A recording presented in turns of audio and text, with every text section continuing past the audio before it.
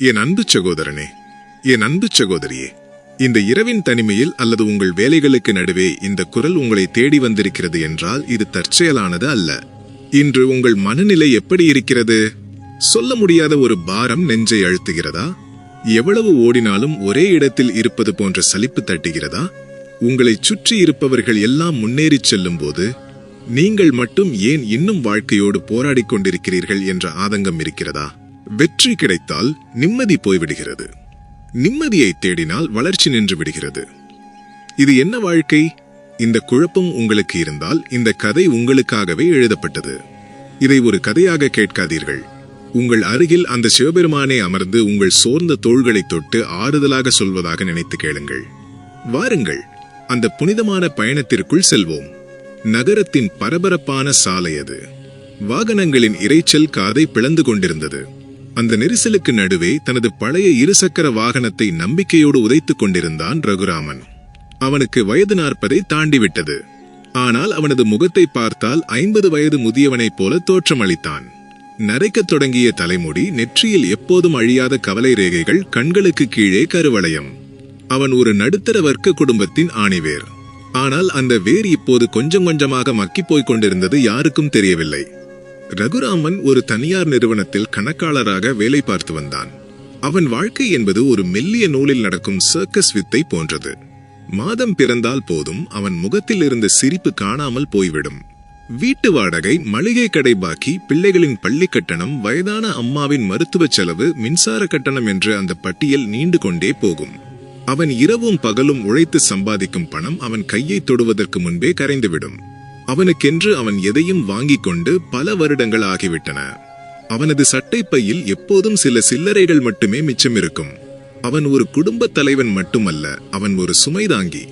அனைவருடைய பாரத்தையும் அவன் சுமக்கிறான்.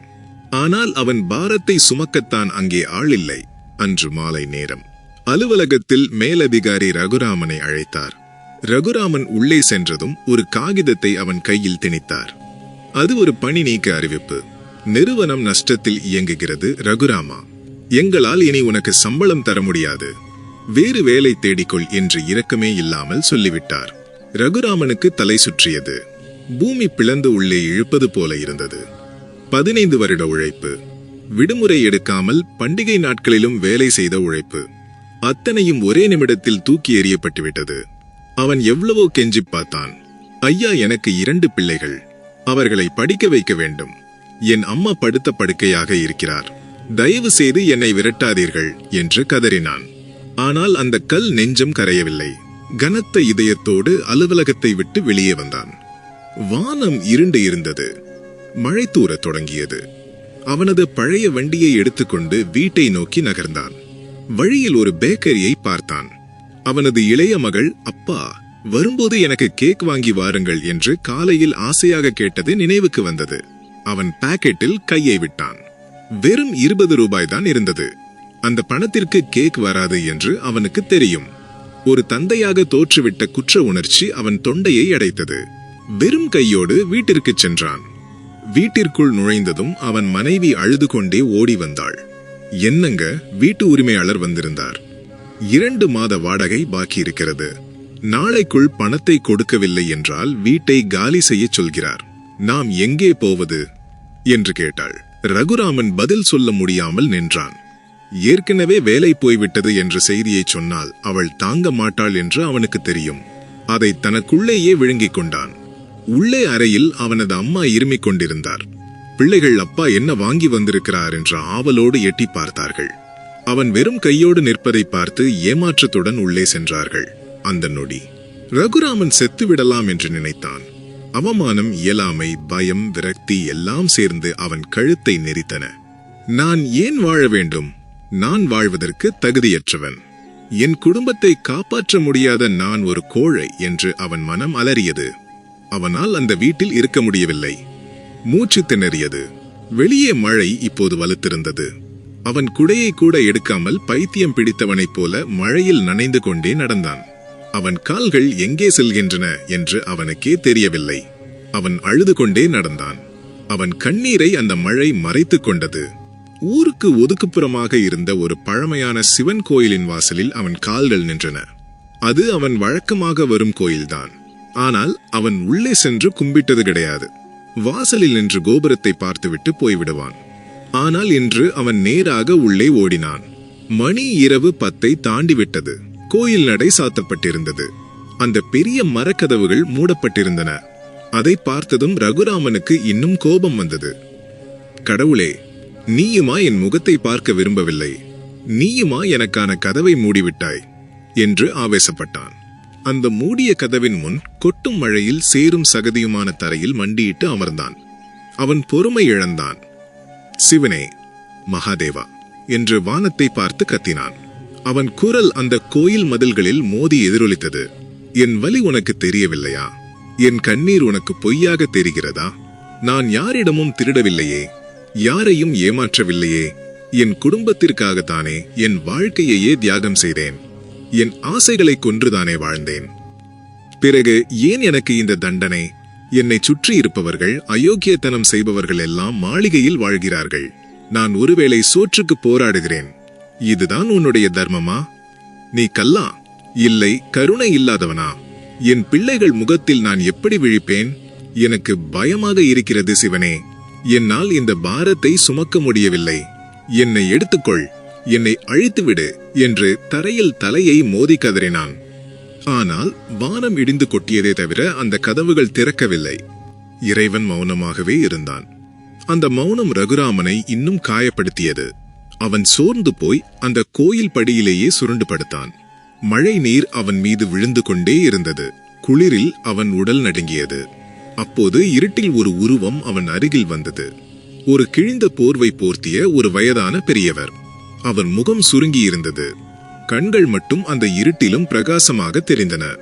அவர் வந்து ரகுராமனின் தோளை தட்டினார். ரகுராமன் திடுக்கிட்டு நிமிர்ந்தான்.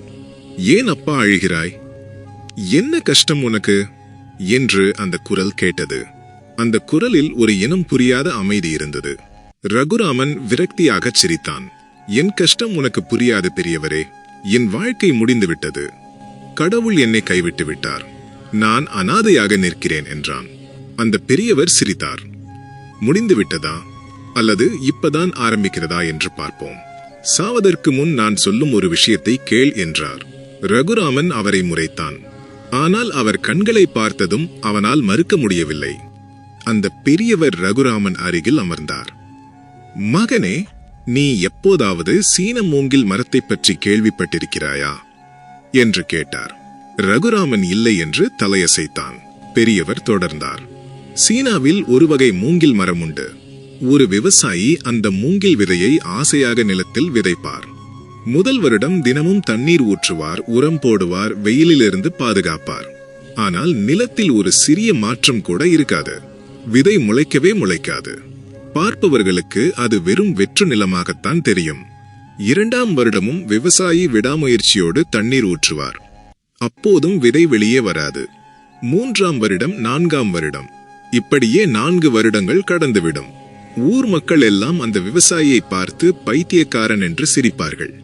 வெறும் மண்ணுக்கு தண்ணீர் ஊற்றுகிறாயே, அது செத்துப்போன விதை, அதை விட்டுவிடு என்று கேலி செய்வார்கள். ஆனால் அந்த விவசாயிக்கு நம்பிக்கை இருக்கும். அவர் 5ஆம் வருடமும் தண்ணீர் ஊற்றுவார். பெரியவர் நிறுத்தினார். ரகுராமன் இப்போது அழுகையை நிறுத்திவிட்டு ஆர்வமாக கேட்டான். பிறகு என்ன நடக்கும்? பெரியவர் சிரித்துக் கொண்டே சொன்னார். 5ஆம் வருடம் முடியும் தருவாயில் திடீரென்று ஒரு நாள் காலை நிலத்தை பிளந்து கொண்டு ஒரு சிறிய பச்சை துளிர் வெளியே வரும். அதை பார்க்கும்போது அந்த விவசாயிக்கு வரும் ஆனந்தத்திற்கு அளவே இருக்காது. ஆனால் அதிசயம் அதுவல்ல. அந்த சிறிய துளிர் வந்த அடுத்த 6 வாரங்களில், அதாவது வெறும் 40 நாட்களில் அந்த மூங்கில் மரம் 90 அடி உயரத்திற்கு வானத்தை முட்டி வளரும். ரகுராமன் வாயடைத்துப் போனான். 40 நாளில் 90 அடியா என்று கேட்டான். ஆம் மகனே என்றார் பெரியவர். இப்போது சொல், அந்த மூங்கில் மரம் வளர்ந்தது அந்த கடைசி 6 வாரங்களிலா அல்லது கடந்த 5 வருடங்களிலா? ரகுராமன் யோசித்தான். பெரியவரே பதிலும் சொன்னார். அது வளர்ந்தது கடந்த 5 வருடங்களில்தான். அந்த 5 வருடங்களாக அது பூமிக்கு மேலே வளரவில்லை. ஆனால் பூமிக்கு அடியில் தன் வேர்களை ஆழமாக, மிக ஆழமாக பரப்பிக் கொண்டிருந்தது. பாறைகளை பிளந்து மண்ணை ஊடுருவி பல 100 அடிக்கு தன் அடித்தளத்தை அமைத்துக் கொண்டிருந்தது. ஏன் தெரியுமா? 90 அடி உயரத்தை தாங்க வேண்டுமென்றால் அதன் வேர் பலமாக இருக்க வேண்டும். அந்த 5 வருடம் அது வேர் விடாமல் போயிருந்தால் அது வளரும் வேகத்தில் ஒரே காற்றில் கீழே விழுந்திருக்கும். பெரியவர் ரகுராமனின் கண்களை நேராக பார்த்தார். ரகுராமா, உன் வாழ்க்கையும் அந்த மூங்கில் மரம் போலத்தான். நீ இப்போது படும் கஷ்டம், அவமானம், தோல்வி, போராட்டம், இதெல்லாம் எதுவும் வீண் போகவில்லை. நீ கடவுளிடம் கேட்டாயே, நான் ஏன் வளரவில்லை, நான் ஏன் இன்னும் ஒரே இடத்தில் இருக்கிறேன் என்று. சிவன் உன்னை வளர்க்கவில்லை என்று நினைக்காதே. அவர் உன் வேர்களை பலப்படுத்திக் கொண்டிருக்கிறார். உனக்கு வரப்போகும் வெற்றி மிகப்பெரியது. அந்த வெற்றியின் பாரத்தை தாங்கும் சக்தி உனக்கு வேண்டுமென்றுதான் இத்தனை சோதனைகளை கொடுக்கிறார். நீ இப்போது 5ஆம் வருடத்தில் இருக்கிறாய். இதுதான் சோதனையின் உச்சக்கட்டம். இன்னும் சிறிது காலம் பொறுத்துக்கொள். உன் வேர்கள் தயாராகிவிட்டன. திடீரென்று ஒரு நாள் நீ எதிர்பார்க்காத அதிசயம் நடக்கும். உன் வளர்ச்சி வானத்தை தொடும். அப்போது உன்னை பார்த்து சிரித்தவர்களெல்லாம் அண்ணாந்து பார்ப்பார்கள். பெரியவர் சொன்ன ஒவ்வொரு வார்த்தையும் ரகுராமனின் உள்ளத்தில் இருந்த இருளை விரட்டியது. அவன் உடல் சிலிர்த்தது. இறைவா, இத்தனை நாள் நான் வளரவில்லை என்று நினைத்தேன். ஆனால் நான் வேர்விட்டுக் கொண்டிருக்கிறேன் என்று எனக்கு தெரியாமல் போனதே என்று நினைத்தான். அவன் கண்களில் இருந்து மீண்டும் கண்ணீர் வழிந்தது. ஆனால் இம்முறை அது ஆனந்த கண்ணீர். அவன் அந்த பெரியவரின் காலில் விழகுனிந்தான். ஆனால் நிமிர்ந்து பார்த்தபோது அங்கே யாரும் இல்லை. மழை நின்றிருந்தது. நிலவு மேகங்களுக்கு நடுவே எட்டி பார்த்தது. கோயில் மணிக்காற்றிலோ அல்லது யாரோ அசைத்ததாலோ ஓம் என்ற ஓசையோடு ஒலித்தது. அது சிவனா அல்லது சிவனின் தூதுவனா என்று அவனுக்கு தெரியவில்லை. ஆனால் அவனுக்கு பதில் கிடைத்துவிட்டது. ரகுராமன் எழுந்து நின்றான். அவன் உடலில் இப்போது சோர்வு இல்லை. ஒரு புதிய வைராக்கியம் பிறந்திருந்தது. அவன் வீட்டிற்கு நடந்தான். அவன் பிரச்சனைகள் இன்னும் தீரவில்லை. கையில் பணம் இல்லை, வேலை இல்லை. ஆனால் அதை எதிர்கொள்ளும் சக்தி அவனுக்கு வந்துவிட்டது. என் வேர்கள் பலமாகிவிட்டன. இனி எந்த புயல் அடித்தாலும் நான் சாயமாட்டேன். சிவன் என்னோடு இருக்கிறார் என்ற நம்பிக்கை அவனுக்குள் தீயாக எரிந்தது. வீட்டிற்கு சென்று தன் மனைவி மற்றும் குழந்தைகளின் முகத்தை பார்த்தான். அவர்களை கட்டிக்கொண்டு சொன்னான், கவலைப்படாதீர்கள், எல்லாம் மாறும். நமக்கு நல்ல காலம் பிறக்கப் போகிறது. அடுத்த சில வாரங்கள் ரகுராமன் சும்மா இருக்கவில்லை. அவன் தனக்கு தெரிந்த நண்பர்கள் மூலம் சிறு சிறு வேலைகளை செய்தான். தயக்கத்தை விட்டு காய்கறி சந்தையில் கணக்கு எழுதும் வேலைக்கு சென்றான். அவன் காட்டிய நேர்மையும் உழைப்பும் அந்த முதலாளியை கவர்ந்தது. அவர் ரகுராமனுக்கு தன் வியாபாரத்தில் ஒரு பங்கை தந்தார். அது மட்டுமல்ல, ரகுராமனின் பழைய அலுவலகத்தில் நடந்த முறைகேடுகள் கண்டுபிடிக்கப்பட்டு அவனை மீண்டும் அதைவிட பெரிய பதவிக்கு அழைத்தார்கள். ஆனால் ரகுராமன் அதை ஏற்கவில்லை. அவன் தன் சொந்த காலில் நிற்கத் தொடங்கினான். 5 வருடங்களாகப்பட்ட கஷ்டம் 5 மாதங்களில் மாறியது. அவன் இப்போது ஒரு வெற்றியாளன். ஆனால் தலைக்கணமில்லாத வெற்றியாளன். அவன் இப்போது அடிக்கடி சொல்வான், கடவுள் தாமதப்படுத்தினால் ஏதோ பெரிதாக தரப்போகிறார் என்ற அர்த்தம். அவர் நம்மை தண்டிக்கவில்லை, நம்மை தயார் செய்கிறார். என் அன்பு சகோதரனே, சகோதரியே, இந்த கதையில் வரும் ரகுராமன் வேறு யாரும் அல்ல, அது நீங்கள்தான். ஒருவேளை நீங்களும் உங்கள் வாழ்க்கையின் அந்த 5ஆம் வருடத்தில் இருக்கலாம். உங்கள் உழைப்பிற்கு பலன் கிடைக்கவில்லையா? கடன் கழுத்தை நெரிக்கிறதா? உறவினர்கள் உங்களை ஏளனமாக பார்க்கிறார்களா? எதை தொட்டாலும் தடையாக இருக்கிறதா? கலங்காதீர்கள். நீங்கள் வளரவில்லை என்று நினைக்காதீர்கள். உங்கள் வேர்கள் ஆழமாக இறங்கிக் கொண்டிருக்கின்றன. ஒரு பெரிய கட்டிடத்தை கட்டும்போதுதான் அஸ்திவாரம் போடுவதற்கு அதிக நாட்கள் ஆகும். குடிசை கட்ட அதிக நேரம் தேவையில்லை. சிவன் உங்களுக்காக ஒரு சாம்ராஜ்யத்தை உருவாக்கி கொண்டிருக்கிறார். இன்று நீங்கள் படும் அவமானங்கள் எல்லாம் நாளை உங்களுக்கு கிடைக்கப் போகும் மரியாதையின் அச்சாரங்கள். இந்த வலியை தாங்கிக் கொள்ளுங்கள். சிவனின் திட்டத்தை சந்தேகிக்காதீர்கள். யார் உங்களை கைவிட்டாலும் அந்த ஈசன் உங்களை கைவிட மாட்டார். உங்களை சுற்றி இருப்பவர்கள் உங்களை பார்த்து சிரிக்கலாம். இவன் உருப்பட மாட்டான் என்று சொல்லலாம். காது கொடுத்து கேட்காதீர்கள். உங்கள் மௌனமே அவர்களுக்கு பதிலாக இருக்கட்டும். மூங்கில் மரம் வெளியே வருவதற்கு முன் அமைதியாகத்தான் இருக்கும். ஆனால் வெளியே வந்த பின் அதன் வளர்ச்சியை யாராலும் தடுக்க முடியாது. உங்கள் காலமும் வரும். அது வெகு தூரத்தில் இல்லை. இன்றிலிருந்து இந்த கணத்திலிருந்து உங்கள் கவலைகளை மூட்டையாக கட்டி அந்த சிவனின் காலடியில் வைத்து விடுங்கள். புதிதாக பிறந்தது போல உணருங்கள். வானத்தை பாருங்கள். அந்த பிரபஞ்சம் உங்களுக்காக வேலை செய்ய தொடங்கிவிட்டது. இந்த நீண்ட பயணம் உங்கள் ஆன்மாவில் ஒரு சிறு மாற்றத்தையாவது ஏற்படுத்தியதா? உங்கள் மனதில் இருந்த பாரம் குறைந்ததா? ஆம் என்றால் நீங்கள் தனியாக இல்லை. சிவனின் ஆசீர்வாதம் உங்களுக்கு கிடைத்துவிட்டது. உங்கள் நம்பிக்கையை உறுதிப்படுத்த சிவனே என் வேர்கள் பலமாகட்டும். நான் காத்திருப்பேன். ஓம் நம சிவாய என்று உங்கள் மனதிற்குள் சொல்லிக் கொள்ளுங்கள். எல்லாம் நல்லபடியாக நடக்கும். ஓம் நம சிவாய.